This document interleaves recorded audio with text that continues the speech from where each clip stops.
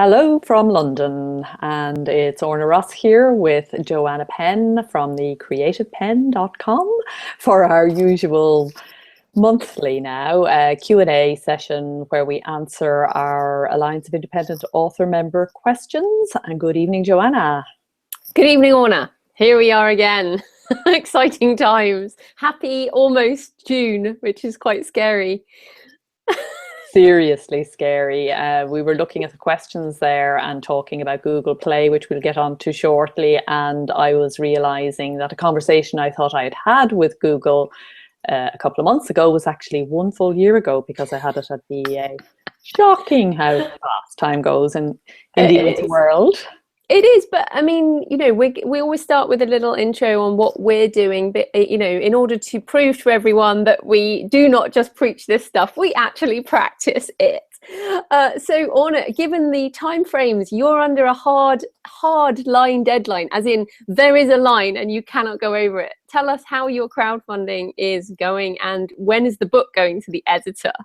Well, we're moving into production. That's the good news. Crowdfunder has gone very well. There's just a few days left and I'm at 93%. So if there are any more Yeats fans out there who would like to see this happen, I welcome your help to take us right into 100%. But really pleased with how it's gone. People really have been. I mean, I always said this book would happen if Yeats fans wanted it to happen. So it looks like they did. So I'm really pleased about that.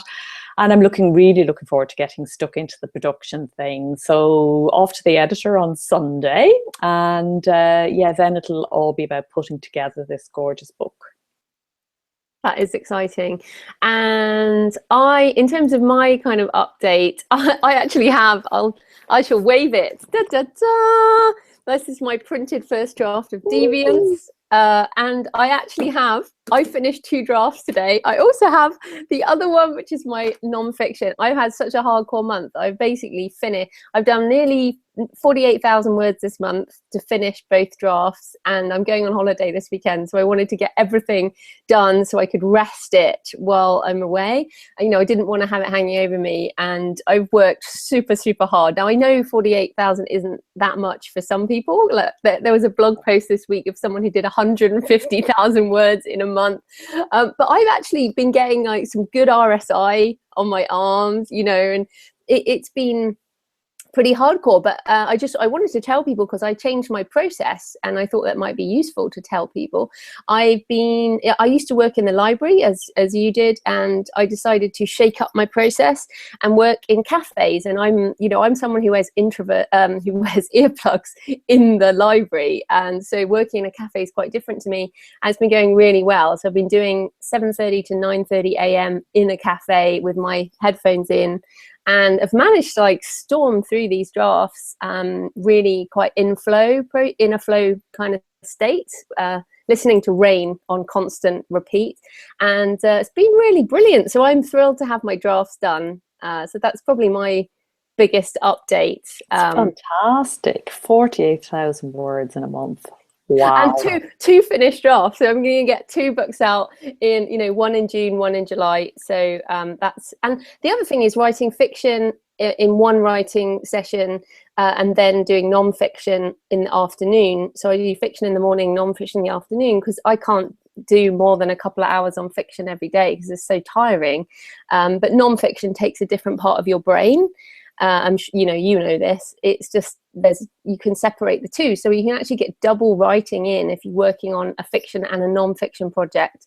And I've also, one brilliant thing that's happened this month is doing the masterclass.com with James Patterson. And I know people have mixed feelings about James Patterson, but the guy can tell a story, that's for sure. And he's been in the game like 50 years. And anyway, it's $90 at masterclass.com. And what I learned, one massive thing I got from him was about the power of collaboration and co-writing. And I've pretty much made the decision now to do co-writing, both for fiction and non-fiction. So I'm really excited about that too. I know. And I'm talking to various people about this, so watch this space. I should probably be able to talk about my fiction collaboration next time. Fantastic. And then there'll be twice as many words and we'll all feel twice as much pressure. Hey, this has been fun. I think it's about having fun. There's too many people who say, "Oh, this is like terrible and like really awful." But if it's not fun, like, why bother?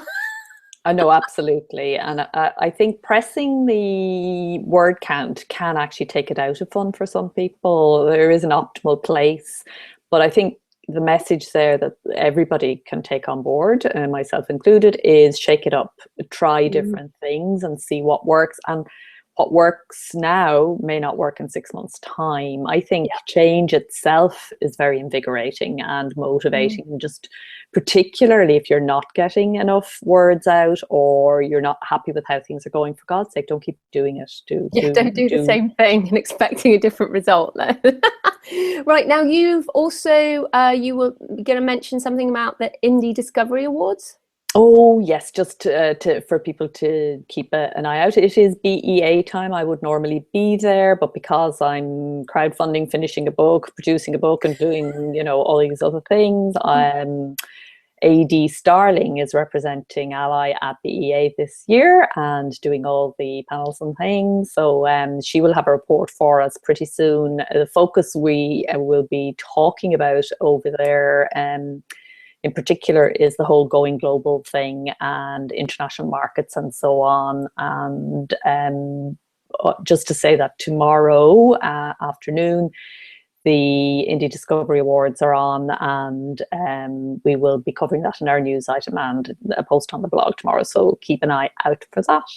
Fantastic. And then on the subject of empowering authors, actually, I had a post this month on the pros and cons of indie about empowering authors. You took on Agent Orange, who is this literary agent who hides behind a pseudonym, and he said something. What did he say and what did you say? I can't remember.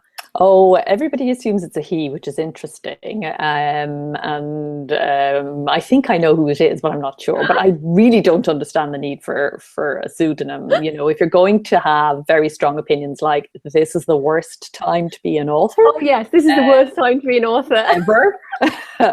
If you're going to, stand over them, come out, let's know who you are. I don't understand why. And I also, as Bob Mayer pointed out on the blog post that I did, Agent Orange is a very peculiar pseudonym. It's a very negative, like nasty negative. Very nasty negative. And yeah, it's interesting. Anyway, it's not the worst time to be an author. That's just a simple, plain fact. And he took a punch at self-publishing zealots and so on. You punched back, which was awesome. You had it, in a nice way, in a nice structured article.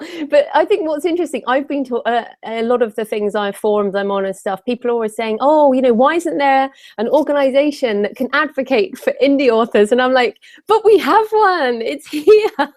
So I would have, all the listeners and the members, keep putting it out there that we are stronger together. And it's really important that, when Orna writes a post, Orna was named as one of the top 100 people in publishing. Like, she's super powerful. because you started this organization. That's why, and people do listen to you and us as a collective.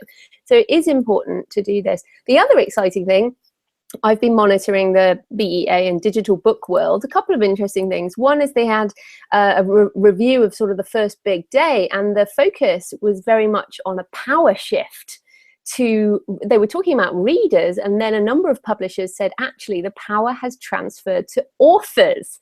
So this is there's a brilliant article. It's on the bookseller on the whatever it was yesterday, the date yesterday. What was that? The 27th or something of right. Yeah, 27th of May, 2015 on the bookseller, if you want to go and look at that. But that was interesting. And then also Goodreads did a talk and said that 48% of Goodreads members surveyed read books on their cell phones. That was one cell phone tip survey. And then another survey done by Publishing Tech said 84% of people read ebooks on their phone at home, and many in the bathroom. Now, I'm not sure about 84%, but certainly in my house, the phone is very often taken into the bathroom for reading purposes. Absolutely. And more It's, you know, more, Yeah, it more and really more is. people reading on their phone. And the reason I say that, well, two things have happened this month, or say two things. Well, you should have your books available on apps on people's phones. So if they're on Kindle, Kobo, iBooks, Nook, you know, Scribd, Smashwords, all the rest, you know, they will be able to be found by an app. So make sure you know that you can direct people to an app, because I get that question quite a lot. And secondly, this month, Google has changed their algorithm so that websites that are not optimized for mobile are being penalized in the search engine. So very important for your author websites to be mobile optimized, and you just need to get a new theme if your site isn't mobile optimized, but definitely something to look at doing if you're doing this as a professional. Absolutely. A huge number of authors, a really surprising number of authors, do not use Blogger or WordPress for their websites, which is probably the best option in terms of getting themes that are WordPress, yeah. Okay. But some people are using customized, which are just falling apart completely on phones. Yeah. So yeah, I'm WordPress girl all the way, always have been, and it gets better and better and better. I'm meeting authors who still don't realize that WordPress can actually create a whole website for you. It's not just a blogging software. So if you are paying a developer to make a website for you, you need to go back and make sure that it is mobile optimized, as Joanna says. Okay, question. Okay, let's get in. We've got a series of questions around print, and you know, as I've said before, I'm not really the print guru, so Orna's going to be dealing with these. So Jeff says, I'm confused about Bowker's ISBN that offer a barcode for an additional fee. What's taking place there? Okay, like a lot of things with print, it's not straightforward. So what's taking place there is essentially barcodes are a way of selling your book. And if you're selling your book in a bookstore, your barcode generally needs to, not generally, your barcode needs to have the price encoded, yeah, generally speaking. Createspace books do not have this. They automatically set the price code at 000 or 9999 or whatever. It doesn't actually set a price for you.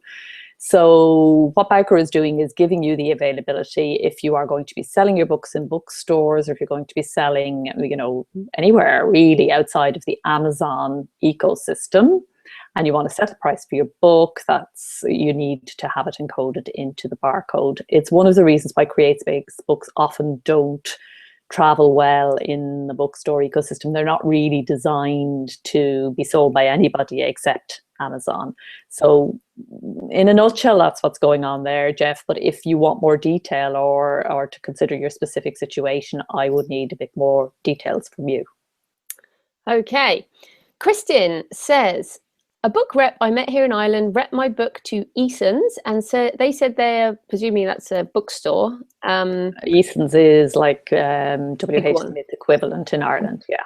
They are possibly interested in 50 copies. I filled out their form and have transferred my book from Createspace to Ingrams. Is there anything I should be aware of or be prepared for to make this work?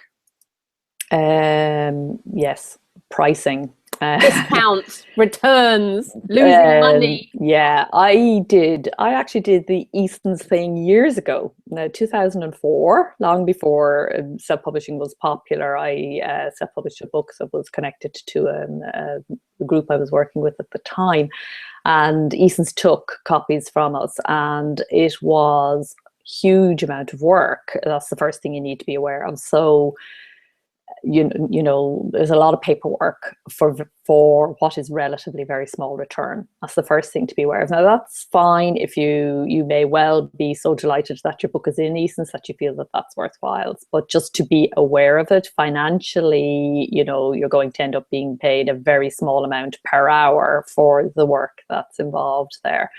But the second thing that you really need to think about is pricing.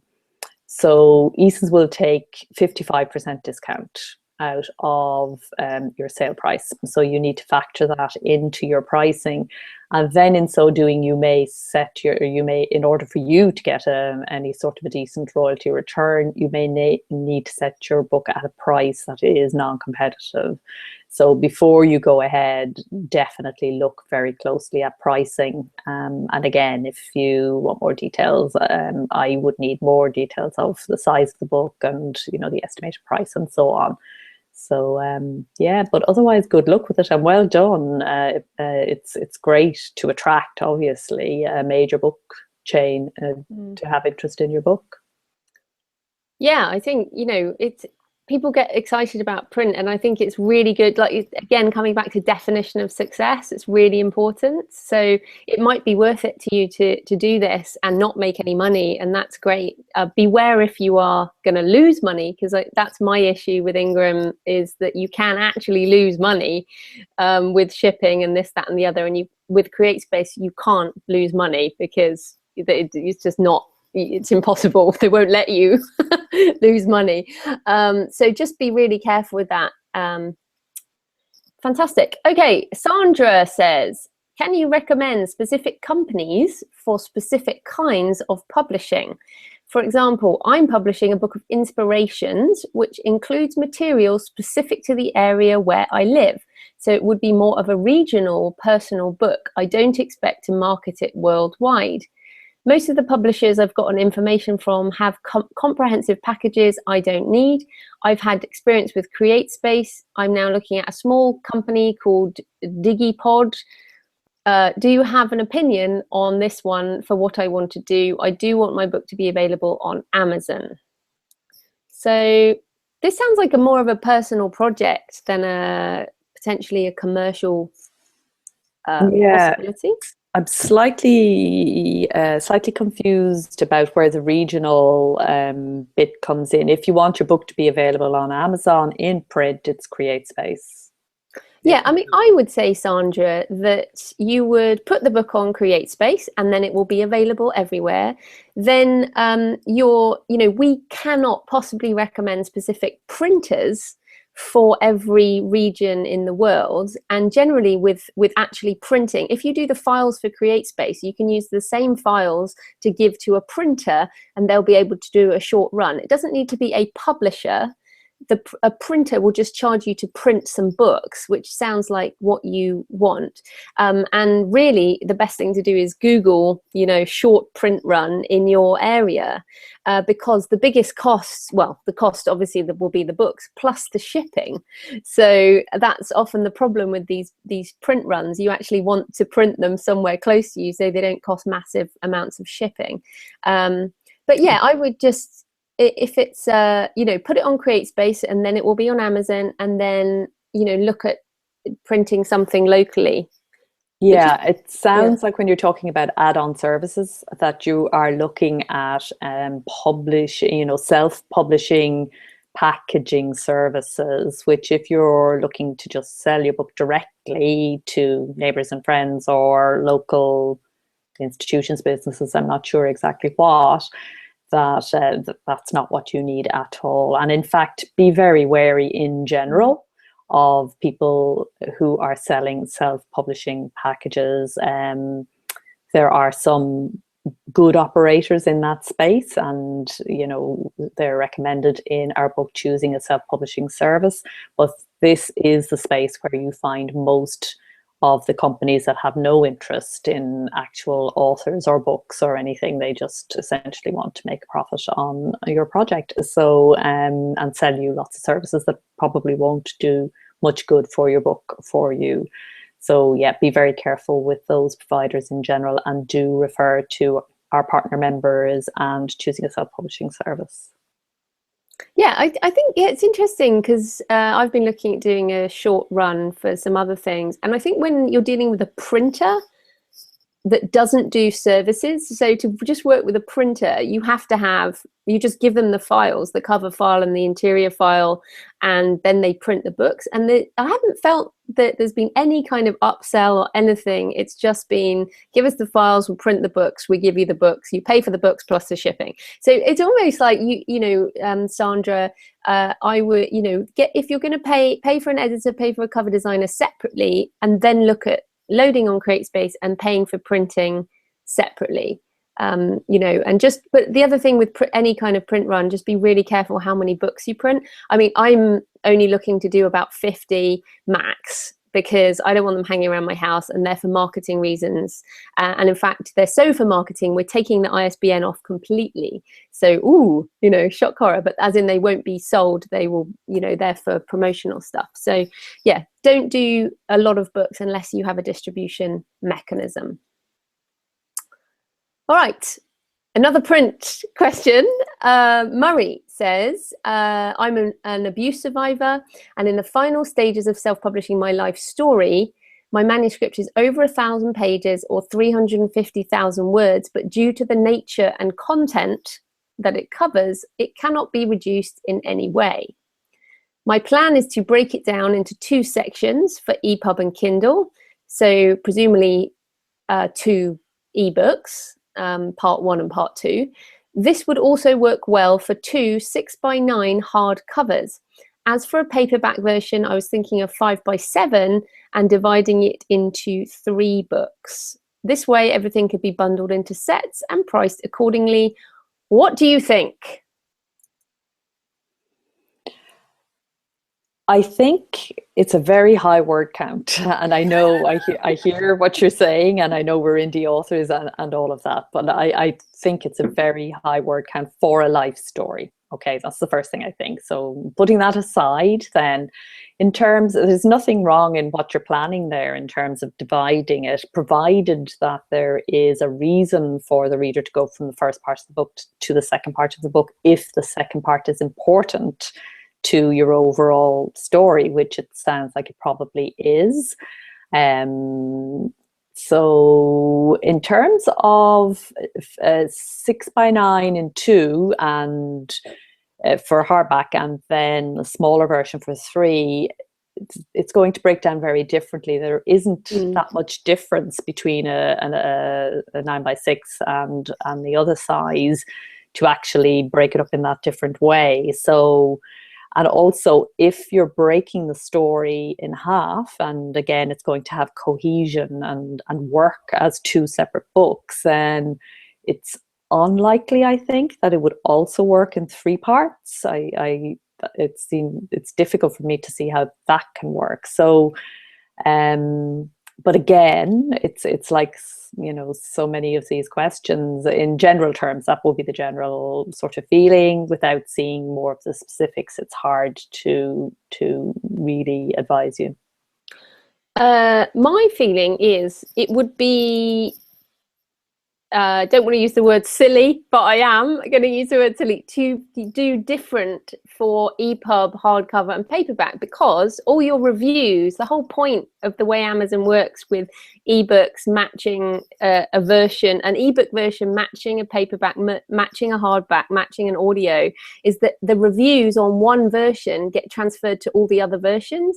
So if you have 3 ebook versions and 2 ebook versions and 3 paperback, your reviews won't match. The books won't match each other, so they won't link together, and you'll be wasting. You essentially have 5 different books, which will mean your reviews will be really split. So I think from just a basic, the sales page on Amazon, that doesn't work at all. So I would either should do 2 or 3. I think given the word count at 350,000 words, you'd be looking at 3 or 4 anyway, not 2. But as Orna said, the story needs to actually hook people into the other parts. So it sounds like commercially and creatively, you need to go back to the drawing board, Murray, I think. Yeah, and it also, in terms of it cannot be reduced in any way, I think you are already reducing it by suggesting that you're going to split it, and looking at where some of the natural breaks are, but with a cliffhanger, so people want to know, presumably, about your redemption story or your recovery story, or positive ending. Then that will draw them through the story. I certainly think that with memoir, getting a specific editor for memoir is a really good idea, because I interviewed a lady on my show, Marion Roach Smith, and I learned so much about memoir from her. I thought it was just, oh, you just write what happened, but actually you don't. There's a lot of structuring and themes and editing and what needs to be in the book. So I definitely, if you haven't already, really check out a memoir editor and some advice around that. Of course, we're indies. You can do whatever the hell you like. But that is our advice. Okay, here's a good question. I'm enjoying this one. Christy says, do you think indie authors will be able to bounce back from the blow that Kindle Unlimited has caused to sales and royalties? And if so, what can we do to counteract the negative effects? Christy, this is a great question, and I presume you write romance. Because, to be honest, the only people I know who have been hit by the Kindle Unlimited apocalypse or whatever are romance authors. I certainly saw no apocalypse. I never had the massive sales that many did with Kindle Unlimited. Well, many in the romance and erotica space had. I never had the spike, and I never had the fall. All that happens with my sales, and have done for 5 years now, is every time I put another book out, my baseline income goes up, but everything goes up by this amount. So I like your question, because it's from the space where last year there was a lot of money coming in, and then when KU changed their borrow rate, a lot of people realized that they weren't, a lot of people's money dropped. But no, I mean, I've personally been on all stores with most of my books, so I only have a couple of books in KU anyway. Most of my series are on Apple and Kobo and other stores as well. So if you split your income over multiple stores, these types of things don't happen either. So I don't think, some individuals suffered under the KU apocalypse, supposedly, but most people, I don't believe, did. And the way to counteract anything negative is to, one, publish on multiple platforms with a lot of your books. Well, that is the way to counteract it, basically. Orna? Nothing to add. Completely agree. And lots of romance authors haven't been hit either. It was a very vocal sort of cry from those who were hit hard, and an assumption that everybody has been, but not the case. So no. Yeah, definitely not the case. Not the case at all. Okay. Genre says, I just put my first book up for pre-order, launches June 10th. What do I do for promotions through ALLi? And well, you can answer that one. You need to tell us about it so we can include it on Member Showcase, and you do that by emailing Karen. But if you just go to the blog, selfpublishingadvice.org, and click the category Member Showcase, you'll get the details about how to submit, and let everybody know. That's not just our own membership, but it also goes out to the wider world. Yes, we whenever I talk to any of the retailers, I point out the showcase, and they get very excited and say, oh, look, there's a way to find out about new indie books. That's a good thing. And certainly I was surprised to find myself in the bookseller. Oh, yes. Which you still haven't given me the copy of, but yeah, so I found myself in the bookseller, and I can only think that came from the showcase, because I didn't submit it, but we know that they monitor the showcase every week. What I would say there is, and this is totally my opinion, and you can have a go at me for it, some weeks some of the covers, I think, are not necessarily the type of covers that are going to get picked for the bookseller or the Apple, especially Apple. So Apple monitor this, and they are so, focused on images that you have to have the highest quality cover if you want any promo on Apple or the bookseller, or the Nook thing was in with the bookseller, wasn't it? I mean, just wanted to raise that, as in. Yeah, I'm glad you raised it, actually. It's not something we've discussed before. The showcase is absolutely democratic. So anybody, any member who wants their book in showcase, or indeed any other news, our partner members also have news launches, are just some of the things that are covered there. So it's for all member news to sort of put it out there, because we do lots of talking to each other on the forum and within our groups and things. But, you know, it's also, that's our window on the wider world, or sorry, the wider world's window on us, if you like. But, you know, it is very democratic. So we've got people who are just starting off, who don't necessarily know a lot about cover design, and their book is just as welcome there as the slickest, most fabulous, you know, obviously going to be a huge hit with everybody. And the whole thing about ALLi is that self-publishing is, you know, the old cliche, a journey. It's quite a journey, and for some people, you know, there has to be room and space to sort of not quite get it right and then get better. And so I think, you know, the people who are looking at the showcase in terms of picking and choosing, they appreciate that and they understand that, and they're not going to pick something with a bad cover. But advice, always get a designer to design your cover, and not just a graphic designer, somebody who has experience in designing books. Book design is a very specialist area indeed, and most of us, 99.999999% of us, do not have the skills to do a book cover to the standard that it needs to be at if you want your book to be picked up by the people who matter.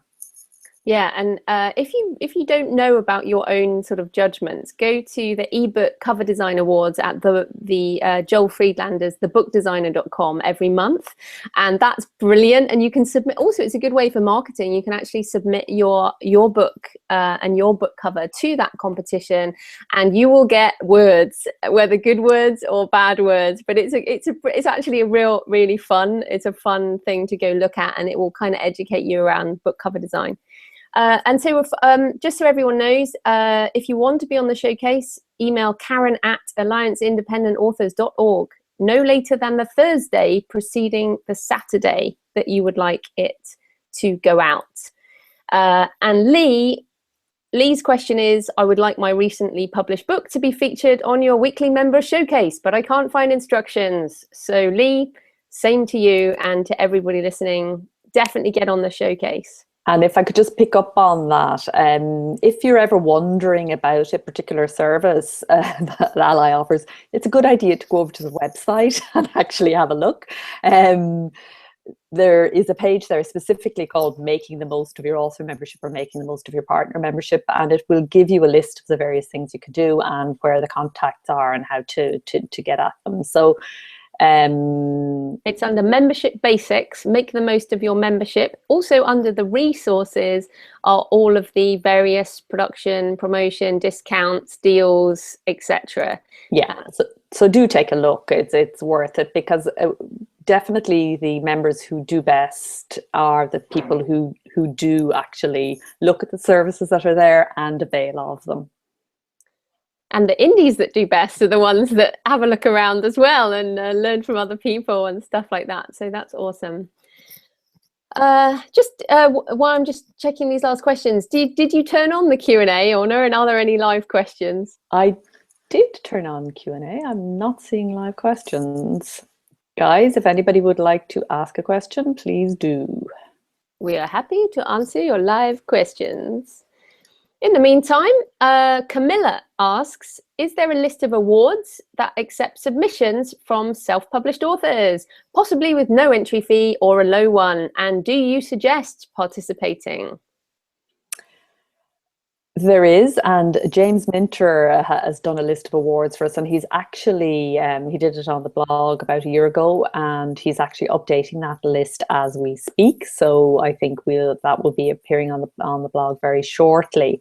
You can look at the old list now just by taking a look at it. In terms of entering for awards, I wouldn't waste a lot of time on it, but I think it can be worthwhile in terms of if people recognize that what the award is. So there are a huge amount of indie awards. And in fact, as we are speaking, somebody's just getting the great idea. Wouldn't it be great to have an award for self-published books and starting it up? You need to be careful in terms of paid awards. And then you need to be careful also in terms of free ones as to whether they actually have any value. So it's definitely something to do a bit of homework on. And then in terms of reaching readers, I'm not all that convinced that awards work here. I'd love to see some actual research and evidence on this. I think you can say that the top ones, I mean, if you win, if you're shortlisted for like the Booker Prize or the Pulitzer Prize, then yes, you will get some sales because there's lots of lists of those. But just most of these will not even cause a blip on anybody's radar. And I think let's just be honest. I mean, when I was writing my first novel, my aim was to enter it into create a Amazon Breakthrough Novel Award, which is a good one. And if you win that, you do really well and you get a contract with Amazon and you get loads of promotion, and that's definitely worth doing. And I wanted to do that partly for a deadline and also partly for some kind of validation. So I totally understand that, especially if you're just starting out and you don't feel, because as indies, the validation is difficult. It's a difficult line between being told, yes, you can write, and if you win an award, you feel like, yes, I can write. So I understand that, absolutely. But as Orna says, a lot of these they won't really do much for your career, and you just have to be careful what you enter, and also look at the judges as well.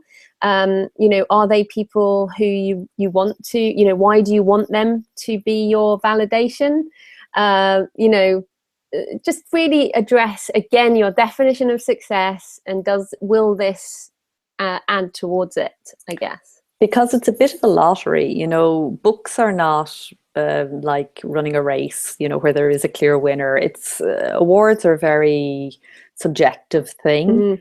And a lot of people, if there are no judges, if you can't see the profile of the judges, and if the judges are not people that you highly respect, then don't go there. And also you'll feel like shit if you don't win, and 99.9% who won't win. Exactly. I think basing your strategy around readers is probably more satisfying. You can gain a reader a day, rather than the all or nothingness of awards. So if it's too easy, it's not really worthwhile. And for the big ones that really do make a difference that Joanna was talking about, well, you're not going to enter those because they're too expensive, even if they did let you in the first place.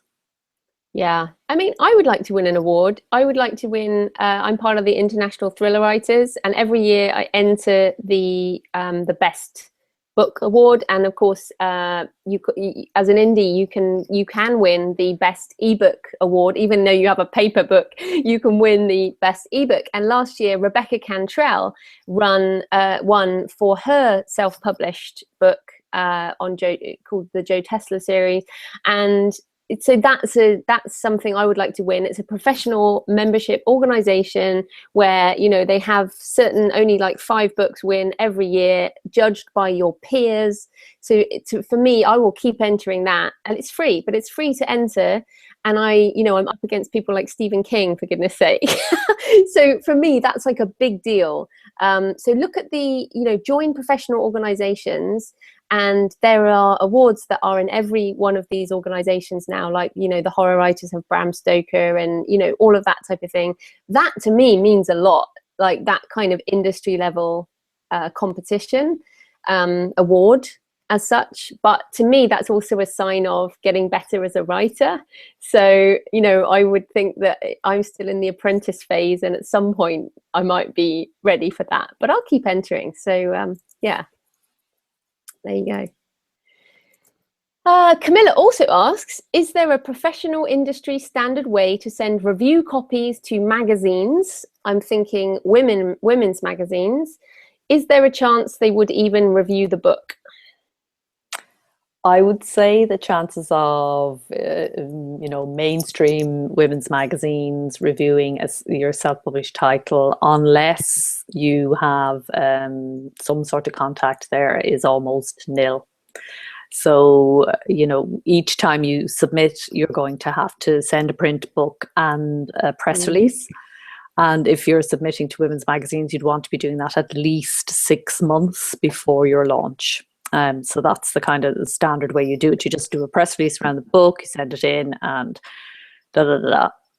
Publishers wine and dine such editors in order to try and get one of their books in. They have people who are, they have a lot of space pressure, tiny amount of space, and a huge number of books coming across their desk. So unless there is an extremely good reason as to why they should choose your book over and above, the big name author's book that's going to land on their desk this month, then I would say don't waste your money. Yeah. On that, I would say also that generally people don't want to review books, they want a story. So if you've got a story behind your book or something about you, then that is far more likely to get press than a book. And basically no one really cares about our books, that's just life. But they do care about the sort of things, the issues around our books. And I'll point you at my friend Polly Courtney's website, POLLCOURTNEY.com, and Polly's got a whole load of stuff on her website for people about PR. Polly's very, very good at getting on the news. So she wrote a book called Feral Youth, which was a novel and about the riots in London, and she got on TV to talk about the riots. And she didn't say, oh, and my book was about the riots. She gave an opinion about the rioting and why young people, wanted to go and sort of protest in this way, and sort of taking the higher ground in terms of the moral side. And then her name was out there, and then obviously journalists then look at her and then start saying, oh, she's the author of this book. So that's probably the better way to, and she got in a whole load of women's magazines, various PR things that she did, but all were related to the story of the theme rather than the book itself. So that's a different section of the magazine. That will be the features or newspaper. And that is easier, generally speaking. Polly's book was very issue driven. Most fiction isn't. It's generally easier to get feature coverage if your book is non-fiction. But the other thing that's worth saying is that for most indies, mainstream promotion and PR doesn't work very well. The general sort of rule of thumb, and again, there are always exceptions, so there are no rules in this business, so this may not apply in your case, but generally speaking, ebooks require digital marketing, and mainstream distributed print books, i.e. books in the bookstore, respond better to mainstream media, newspapers and magazines. So unless your book is widely available through bookstores, having it reviewed on a magazine is actually probably not the best way to go about it. A good blogger, a good book blogger is more likely to bring you a review there, is more likely to bring you sales than in the review pages of the magazines or newspapers, or indeed the feature pages even. Steve Pavlina was talking about his book. He was reviewed in the New York Times, and in a feature, there was a bit of feature coverage around some theme he had raised, and all his friends and all his family finally kind of recognized him and said, wow, that's amazing, you've arrived, kind of thing. And it barely moved the needle on the book, whereas if he gets a guest post on a big blogger site, he sells hundreds if not thousands. So an awful lot of what we talk about when we talk about awards or we talk about reviews in mainstream, we're looking for somebody to say, hey, you're great, you're a good writer, we need to think about our motivation there, and whether that's coming from a place that's actually good for us, first of all, to be seeking that, why we're seeking it, and secondly, how much time is it going to take, how much energy is it going to take, what else could you be doing with that time and energy. And again, I would say, as a rule of thumb, in 99% of cases, that's not a good use of your time and energy. The indie world is a different world, and embrace that rather than looking for something that will, you know, make your friends and family excited, but actually is less meaningful than a real engagement with your readers. It's interesting, these questions, because when you're talking there, my exact journey, I mean, I started my blog in 2008 around this, and the first articles are how I did a press release and got on TV. I got on national TV in Australia, I got in national newspapers, national radio. I sold about 100 books. It was ridiculous.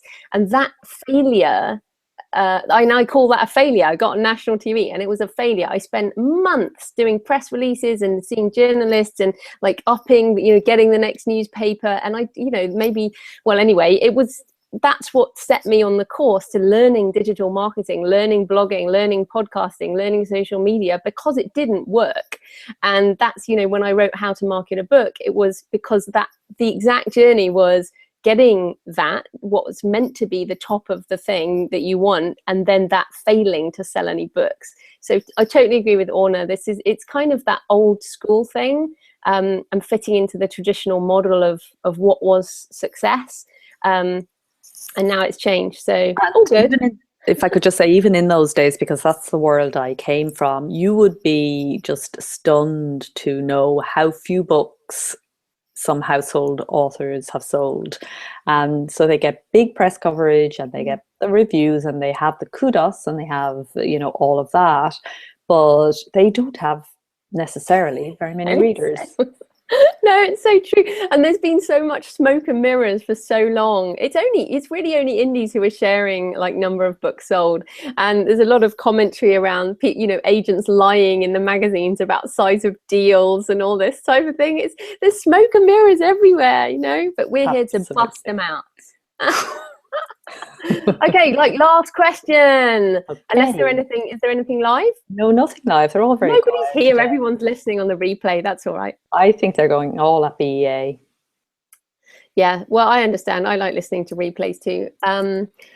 Anyway, Charles asks, what 3 books, articles, or websites would you recommend to help a first-time author launch a self-published book? Oh, Charles, bless you, because of course we have to say, well, you should go to selfpublishingadvice.org. And there are 4 books available to you on the Alliance of Independent Authors website that you can get as part of your membership, which will definitely do all of that. But Orna, would you like to add any further books to the list? Well, what I'd like to do is ask Charles a question, I think, because I think just general books about general self-publishing, yeah, that's covered there. But really, in terms of thinking about your book and your reader, you've got to get much more specific than that. So, you know, if you can say, I've written a book, it's fiction or nonfiction, this is its category, this is the kind, you know, this is who my ideal reader is, then you can start to read books that are really useful to you in terms of reaching your reader. And generally speaking, you know, what works, the information is the information that we are providing at that general level. And then after that, it needs to get specific. Yeah, I have a list of recommended books on the Creative Pen, which I kind of add to, but there's a whole load there. There's certainly not 3. There's like a stack. I think what's interesting, you know, I read all the time. Like I read, you know, 3 to 5 books a week, and I review on Goodreads, and I have a section for writing and entrepreneurship and all of that. And I think many of us do share what we're reading as well. I often talk about books on my podcast as well. So you can definitely pick up book recommendations from other authors and you know, what they're enjoying. Certainly all the podcasts talk about this stuff, and we all interview authors because we're all authors. So yeah, I think you can learn different things from different people. And do take a look at our advisor list also, each of whom, including Joanna, produced just fantastic resources, a lot of which they've also made freely available to members on the resources pages. So there's lots and lots of fantastic advice. And I suspect that's why you asked for 3, because there's so much good advice that it can be difficult to say, you know, specifically. Yeah, it's the more, and you're just kind of bringing me into a more general point, Charles. The further I go with this, the more I see that it's just getting more and more and more specific. People are breaking into smaller and smaller and smaller niches, and those that are doing well are those that are really understanding their core group of readers. So when you start off publishing, if people say, you know, who's your reader? You say, oh, I want everybody to read it, but that really, really doesn't work. And, you know, the more niche you can go, the better. So yeah, have a think about that, Charles, and maybe come back with some more specifics, and we might be able to point you to something direct. Yeah, otherwise, you know, use the Alliance free resources to for members to go through the initial steps. So like one of them is, you know, how to self-publish. It's surprising. The number of different views on how to self-publish is, you know, are quite wide. We all do it in a little, you know, Orna and I do it in a different way. Everybody's doing things in a slightly different way. So, you know, you kind of have to find your own path and decide what works for you. So as I said earlier, like I don't really do much with print because I choose to focus on global digital sales. You know, yes, I do print on demand through Createspace, but I know what I can handle in terms of focus and where I want to put my energy. And I only have so many hours in the day. And right now I'd prefer to spend them writing than dealing with bookstores. So, you know, we all have to make those choices. Yeah. Okay, Orna, any other points that you wanted to raise, or we're almost on the hour? So we are actually, we've gone over our usual 45 minutes. So we always do an hour. So like you say that every time, and we always do an hour, never 45 minutes. It's supposed to be 45 minutes, but you asked such great questions, people. Yeah, no, that was great actually. And if you're listening, we really appreciate the questions. So you can put them on the form. You'll see the link. Jay's put the link up in the Facebook group. So yes, please do give us questions. The other thing I realize more and more, I know you feel this too, Orna, is that, you know, you forget how much you know. So until somebody asks you a question, you assume that they know the same as you do. You know, so like I was at a fest at Crime Fest, and somebody said, "Oh, I thought authors made more money with print books." You know, as in they didn't realize the economics of self-publishing an ebook and making 70%, and they were just gobsmacked. And I assumed that people knew this, but they didn't. So please do ask us questions, whatever you like, and we shall be opinionated and give them. As always. And if you want to come back on anything that we've covered this week and get more specific, do. Yeah, comments as well as questions, completely fine. Or join us live and have a conversation. Anyway, it's late. We should go to bed now. So okay, thanks everyone. Thank you. See you next month. Bye. Bye.